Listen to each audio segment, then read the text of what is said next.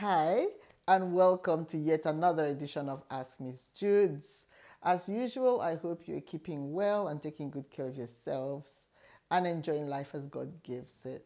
I want to start off today by just thanking you, my amazing supportive community, for your outreach, for your show of love, for how often you message to check on me when there's been like a slight lapse in episodes. I really appreciate that.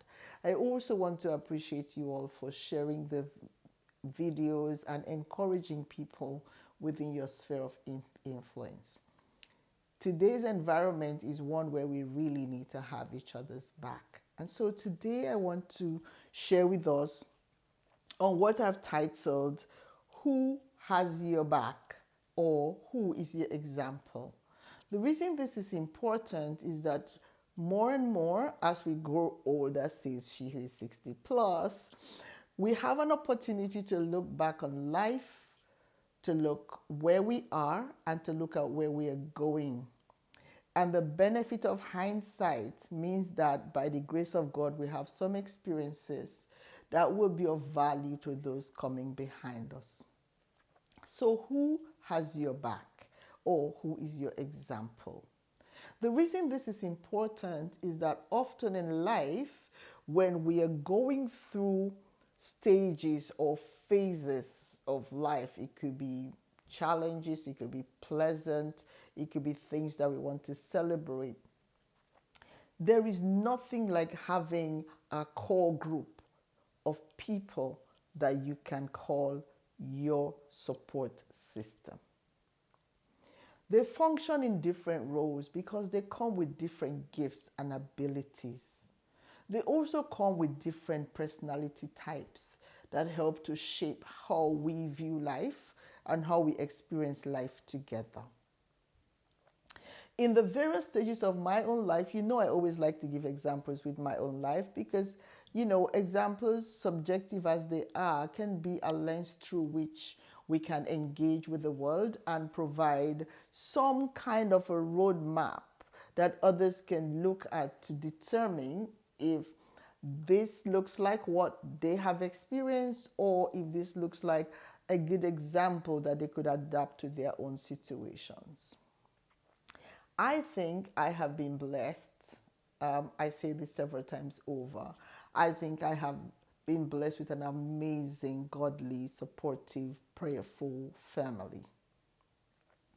And for me, it's even extra because apart from my mother and my siblings and my in-laws, I mean, it's just amazing.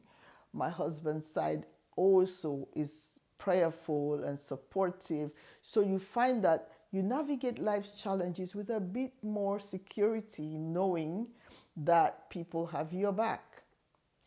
I have also encountered people who literally go through life on their own. And when you try to become that person's support, of course, it is appreciated, but you always wish that everyone could have what you have. At least I do, the good things of life. So today I wanted to just quickly share that fortunate as I have experienced my life to be, I have a mother who is like a constant source of inspiration.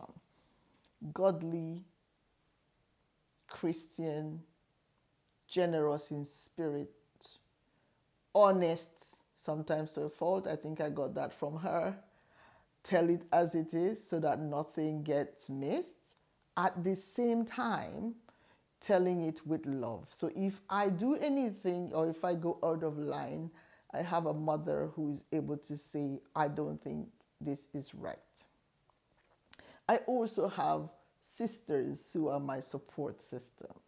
Like I said, they have different personalities. Some of them are very gentle and listening. Others will call you out exactly how you need to hear it.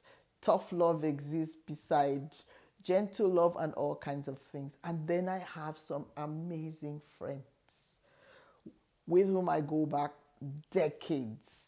You know those friends who know you from when like you are a teenager and you're still friends and they know when to hold back and when to tell it as it is. I have been blessed with a few of those. And what I've tried to do myself is to be that to other people.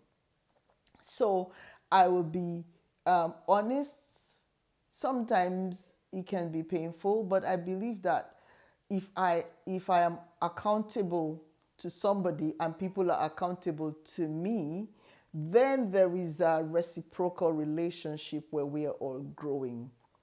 One reason this is very important is in today's environment, especially the uncertainty around politics and economics and the socioeconomic climate, it's very easy for people to become insular and begin to think of weird things by themselves. And if you don't have sensible people to sound this off against, I have met people who think so gloomy that everything is gloom and doom just because they're in their little enclaves and don't have the opportunity to sound off of other people. And when you do have that, then things can be put in perspective. We can be grateful for life. We can be grateful for the relationships that we have. We can see what is wrong and call it its name. We don't have to pretend because we are accountable to one another. And this is, I think, for me, particularly important because you all know that I'm a Christian. I practice Christianity as my faith.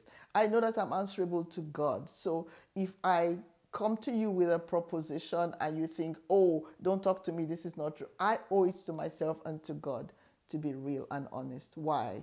We all get better when we aspire to greater. And nobody can grow in their comfort zones. Just got an idea for a next episode, for an episode in the future. We do not grow in our comfort zones. We grow when we are challenged. So if you do not have the people to challenge you, I am afraid you may not be having the most experience out of life. I'm not going to end this without shouting out to my husband, who is my biggest cheerleader. And he also tells me the truth as it is. Maybe that's why we are still happily married almost 32 years later. I appreciate my children. They are all adults now and they also can have honest conversations and call me out when needed. So I'm going to appeal to you. Look for your good examples in your environment. They might be your family members, they might be your friends, they might even be people that you work with or people in your church or community. Look for those examples and then agree to be accountable so that when you are redirected or your attention is drawn to something that it doesn't portray the best part of you, you have an opportunity to review. We will all have a much more exciting experience living with one another in this world to which God has created us if we are honest, willing, loving enough to tell the truth and to support each other in our growth journey. So I'm going to ask that you like, share, and subscribe. And as usual, if you'd rather send an email, please do so to askmissjudes@gmail.com. So that's askmissjudes, askmissjuds@gmail.com. I look forward to coming your way again real soon. Until then, take care and God bless you. Bye.